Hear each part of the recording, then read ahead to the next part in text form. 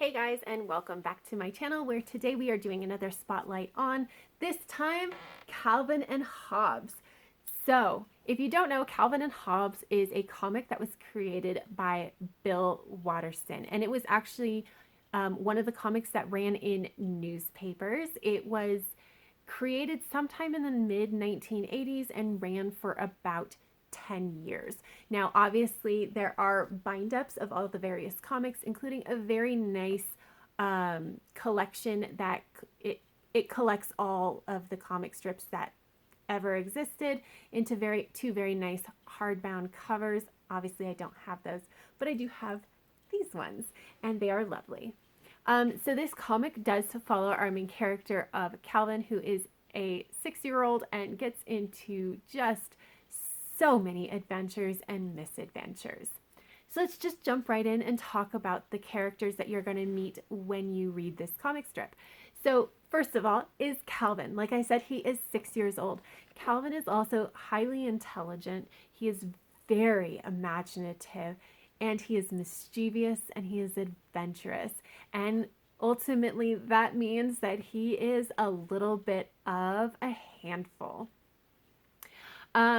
His very best friend is Hobbes. Now, Hobbes is interesting because to Calvin, Hobbes is an anthropomorphic tiger. So he is a living, breathing, talking tiger that is Calvin's best friend. To everybody else, Hobbes is a stuffed tiger. Now, this is one of those things that happens in this comic, is that we never actually find out if Hobbes is just a stuffed animal that Calvin's imagination is bringing to life, or if there is maybe some magic involved that means that Hobbes is really alive to Calvin, but nobody else can see it. We're never actually sure. But Hobbes is a little bit more sardonic. He is a little bit more aware than Calvin is. So when Calvin proposes breaking the rules, for instance, Hobbes is much more likely to say maybe that's not something we should be doing, although he never actually stops Calvin. And Hobbes is a lot more aware of potential consequences for those actions. Hobbes is also a lot more friendly. Now, obviously, he's a stuffed tiger, so when he interacts with somebody like Calvin's mom or Susie, who we'll get to, he is a lot more friendly. However, like, nobody knows because they just see a stuffed tiger. So it's a very interesting dichotomy with that as well. As mentioned, we do see Calvin's parents, mom and dad. Now, we don't actually ever know their names. It's just mom and dad. And really, we're seeing Calvin's parents mostly through the lens of Calvin. So they really are a foil to him. And they're just trying to make sure that Calvin doesn't get hurt or just kind of keeping him in line as much as possible.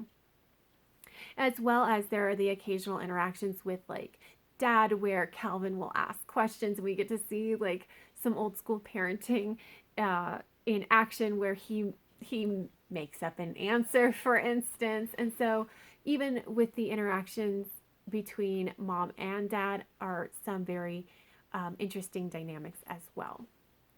We also have Calvin's first grade teacher, Mrs. Wormwood. Mrs. Wormwood is an older lady who has clearly been teaching for a while. And frequently we feel like she might not like Calvin because she is very clearly exasperated with his antics. However, if you read a lot of the comic strips, it becomes very clear that she does care. It's just that she also has a whole other class and does not have time to really deal with Calvin in the way that would best suit him. And she's just so kind of done with it, right? And then the other semi-adult figure that we do see in this comic strip is Rosalind, the babysitter.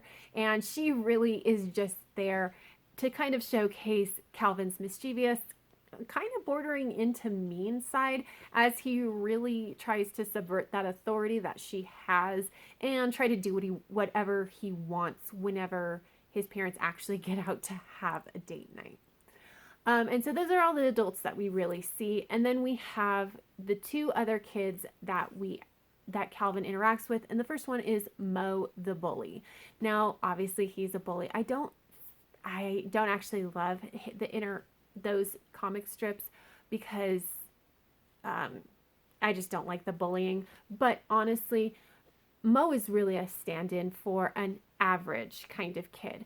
So again, Calvin is highly intelligent, and that comes out in a very large vocabulary and some pretty advanced logic, but he does not know how to interact with other kids his age. And we see that lack of knowledge when he's trying to talk to Mo, especially trying to talk Mo out of like beating up Calvin. So he really is that stand-in to really showcase that Calvin does not interact well with others his age. And then the last character we have is Susie, and Susie is a neighborhood kid who Calvin frequently interacts with and is honestly very similar to Calvin. She is also highly intelligent. She is also imaginative. But whereas Calvin really is mischievous and adventurous and like willing to break all these rules, she really is a lot more cautious and tries much harder to stick to the rules. But we do get to see her mischievous side when she interacts with Calvin, because Calvin is always trying to get her to break the rules, and she often subverts that so that he doesn't know exactly what she's doing, and he ends up getting in trouble and she does not. So for example, one of my favorite strips, Calvin asks Susie for help on like in the middle of a test, asks for the answer. She feeds him the wrong answer. And then Calvin notices, because Calvin is intelligent, and he says, but you wrote down a different answer. And she says, oh, I'm going to get this one wrong so Mrs. Wormwood doesn't know we're cheating. And then of course Calvin is just like, oh, okay. Yeah, I'll write down the answer you gave me then. And I love that interaction because it's just like she is so intelligent and she's not quite as goody two shoes as you would otherwise be led to believe. They are honestly a bit adversarial towards each other, but they're really well matched in intellect. And so it just creates this really interesting dynamic. So let's talk about the different types of comic strips that you're going to run into. Now, as I did mention, this ran in newspapers. And so each comic strip has a very specific format, and at the end it is a very self-contained kind of story. But one thing that I really do love is that Bill Watterson did also create larger stories through these comic strips. And so you'll have like 3, 4, 5 in a row that tell this larger story, even as each individual comic is telling its own individual story. And I think he did very, very well with that. I wanted to take this moment and talk a little bit about the art style. It is very simplistic, actually. So there's not a whole lot of busyness happening in the background. Bill Watterson did a great job of figuring out how to add just enough to really get what's going on without it being overwhelming.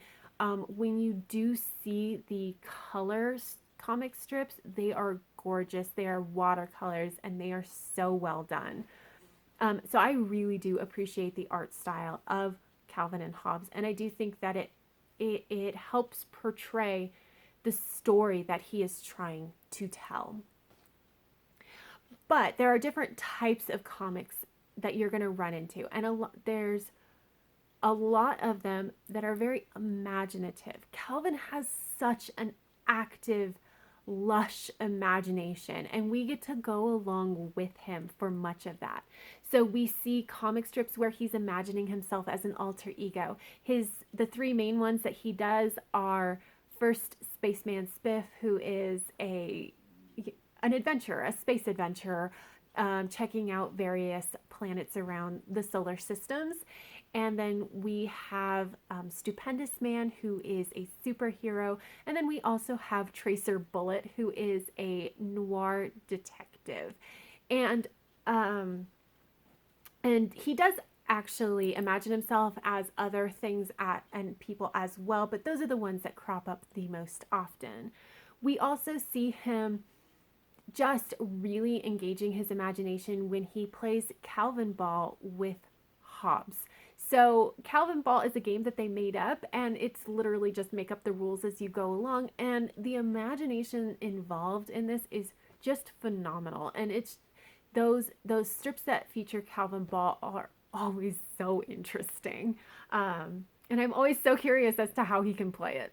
But anyway, and then we have and with Calvin Ball, we're starting to get more into the strips that showcase his imagination interacting with reality, right?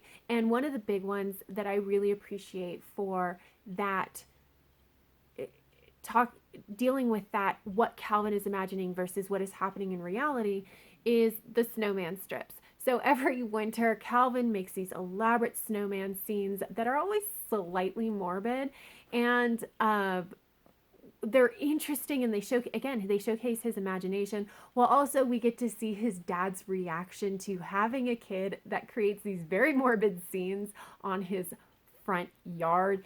And it's just very, very interesting. We do also see the occasional other strip where the imagination is interacting with the real world, especially as it there's a collision between Calvin's imagination and his parents. For example, in Scientific Progress Goes Boink, which is this first book here, he uses a cardboard to make a duplicator, and then the duplicates get into trouble. And now he's trying to explain to his mom, no, it wasn't me, it was a duplicate. And how the strips really explore that imagination component with what Calvin is imagining versus what is actually happening in reality is very, very interesting. And then we have the philosophical comic strips. And this is really, it's about, there is very frequently Calvin and Hobbes going off on an adventure, and Calvin working through these philosophical ideas. Because it's very clear that Calvin is a highly intelligent kid who has a good grasp on logic. However, he is also 6 years old. And so he is very self-centered, which is very normal for a 6-year-old, but he just is lacking in experience. And so he has these great philosophical discussions, but then he comes to like a very 6-year-old kind of conclusion, and it's hilarious. But it's also very interesting, and it does make you think. So those are very interesting. I think it's also honestly an interesting choice to choose to make these very philosophical like these very philosophical strips in what is generally mostly just something that is supposed to be funny. And it breaks up the comedy in a very, very nice way. And then you have the strips that are more about Calvin and his inability to effectively interact with other people. So obviously the parents with the parenting, Calvin is a handful, and his parents and pseudo parents like his teacher and the babysitter really struggle to figure out how to parent a kid like Calvin, who is just, again, very highly intelligent, not necessarily motivated to stick to the rules. And how do you deal with a kid like that? And I think that those strips tend to be very interesting as well, especially now that I am a parent. He also interacts with Mo, or your average kind of kid. And then the interactions between him and Susie, which is kind of like more like the nemesis that is just as good as I am. And their interactions being somewhat adversarial is just kind of hilarious. So why am I talking about this? So many people have read Calvin and Hobbes. Why am I talking about this? Well, to be perfectly honest, I recently reread a bunch of these strips, and I was really struck by what a great job Bill Watterson did on capturing what it's like to interact with a kid that is like this, who is highly intelligent and who is, again, mischievous, adventurous, and very imaginative, and kind of the struggles of having to deal with a kid like that, to be honest. We don't see as much of the positive that comes along with having a kid in your life who is extremely intelligent and imaginative, but like we get to watch his parents interact with him. We get to, again, we see the other kids interact with him. And I think that Bill Watterson really just captured it very, very well. Like, I don't always agree with Calvin's parents and how they choose to parent him, but I very much understand their feelings and their thoughts behind it. The fact that they really never get to have a moment of rest because you constantly have to be thinking, like, where's Calvin and what is he doing? Is he getting into trouble? Should I be worried for his safety? Because like he doesn't really have a disregard, he kind of just disregards safety and rules, and so now I have to be very much on my toes all the time. What do I do when he asks me these off the wall questions? Like I I think that Bill Watterson captured that very, very well, and so I was very impressed. But the big thing is that if you've read this but haven't read it recently, I think that there's so much to be gained from going back and rereading it because there's so many layers of meaning to this. You can give these books to an 8 or 9 year old and they'll love it for all the jokes. My 9 year old loves Calvin and Hobbes. And it's especially true if you have a child who was kind of this somewhat outcast because they were just kind of on a different level than the rest of the kids around them. But even like as a teen going back and rereading it, it's hilarious because you get more of the jokes. You understand more that Calvin is not your average 6-year-old. You understand a little bit more of the philosophical discussions because like, you know, you just have more experience.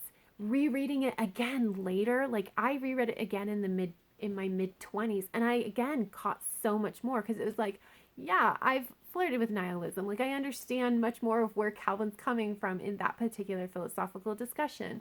I have had more interactions with kids, so I know just how unusual Calvin is as a child.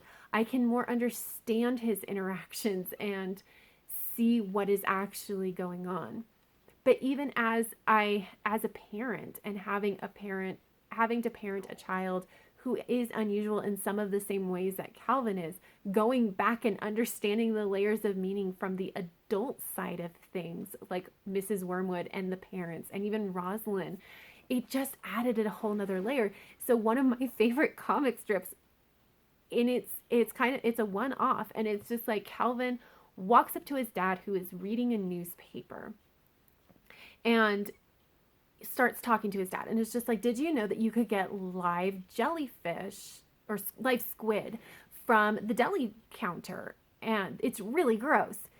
And Calvin's dad clearly isn't paying that much attention to him and it's just like, and Calvin walks off and we see the dad kind of just like sit and read, and then you see the moment where he realizes this is not an innocuous statement from his child, and now he needs to go figure out if Calvin bought squid, and if so, what is he doing with them? And just, I loved it so much because I relate to that so hard. And so having that, again, having a kid like that in your life and then coming back and rereading these comics just, again, adds that whole layer of extra meaning. And I absolutely adored it. So I very much recommend, even if you haven't read it, please do yourself a favor and go read it. Give it to those 8, 9, 10, whatever year olds in your life because it is still really fun as well. But also, if you have read it but you haven't reread it recently, I highly recommend that you do so because there's so much extra to pick up when you read it as an adult. But that is it, you guys. Let me know down below if you have read Calvin and Hobbes and if you love it as much as I do. Have you reread it recently? Please let me know. But that is it, you guys. So until next time, have happy reading and I will see you in the next video. Bye.